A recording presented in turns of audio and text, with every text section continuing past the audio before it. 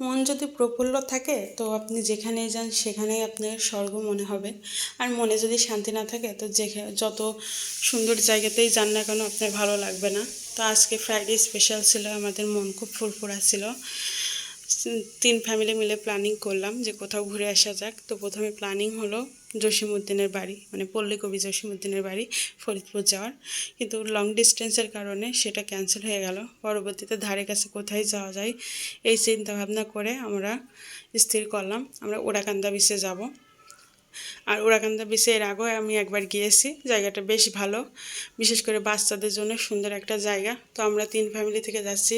পিছনে আছেন আসাদ ভাই, রুমানা আপু এবং আরশিয়া, আর সামনে আছেন শাকিল ভাই এবং মুক্তা, মাঝখানে আমরা আছি। আমরা স্লোলি যাচ্ছি, দিনটাকে উপভোগ করছি, আর ওয়েদারটাও খুব সুন্দর ছিল। দেখেন আমরা চলে এসেছি ওরাকান্দা বিচে ফাইনালি। তো আমি যে আস্তে আস্তে এগোচ্ছি এবং ভিডিও করছি, পুরো পরিবেশটাকে আপনাদেরকে দেখানোর চেষ্টা করছি, জানি না কতটুকু ক্যাপচার করতে পেরেছি। তো দেখেন মোটামুটি বেশ একটা ভালো জায়গা, ছোট একটা মিনি পার্ক বলা যেতে পারে। বাচ্চাদের জন্য খেলার একটা উপযুক্ত জায়গা, নাগরদোলাতে ছোট বড় সবাই বসেছে, উপভোগ করছে। আর মানুষ আশেপাশে পাশে অনেক মানুষ আছে, তারা গল্প গুজব করছে, বাচ্চা কাচ্চাগুলাও খেলাধুলা করছে। তো আমাদের উদ্দেশ্য ছিল পদ্মার চরে যাওয়া, যেহেতু সেদিন গোদার বাজার যে পদ্মার চরে যেতে পারিনি। আজকেও চেষ্টা করেছি কিন্তু ফলাফল শূন্য হয়নি কোনো একটা কারণবশত। তো নেক্সট টাইম যদি কখনো পদ্মার চরে যায় অবশ্যই আপনাদের সাথে শেয়ার করব। তো দেখেন মোটামুটি বেশ সুন্দর একটা জায়গা, নিরিবিলি, নিরিবিলি ঠিক না, মানে অনেক লোকজন আছে, তবু বলবো যে জায়গাটা অনেক ভালো। অনেকগুলা স্টল আছে, কফি শপ আছে, বাচ্চাদের জন্য রকমারি স্ন্যাক্স আছে। আর সে তো খুব প্রফুল্ল, সে এটা ওটা দেখাচ্ছে, এটাতে ওটাতে উঠবে, এটা খাবে ওটা খাবে। আর সামনের দিকে আমরা এগোতে থাকছি। দেখেন প্রমত্ত পদ্মা, কি সুন্দর একটা জায়গা, ছোট্ট একটা নিরিবিলি স্পেস।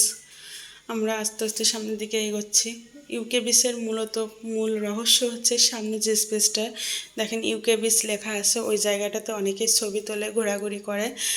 আর পাশ দিয়ে সিঁড়ি, মানে সাঁকোর মতো বয়ে গেছে, ওখান থেকে আমরা নিচে নামবো, পদ্মার বিচে যাব আর কি, নদীর পাড়ে যে আমরা চেষ্টা করব ওপারে যাওয়ার, চলে যাওয়ার আর কি। ঘুরু ঘুরু করতে আসলেই অনেক ভালো লাগে, আমার তো খুব ভালো লাগে, মন প্রফুল্ল হয়ে যায়। আসলে বড় হয়ে গেলেও মনটা এখনও আমার বাচ্চা, বাচ্চাদের মতো বায়না করি। তো দেখেন মাম্মাস বয়, দেখা যায় কাউকে?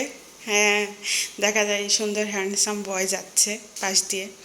আর অনেকেই আছে সাথে, মুক্তা, আশিয়া, ও লাফাঝাপা করছে, ওর তো খুব আনন্দ।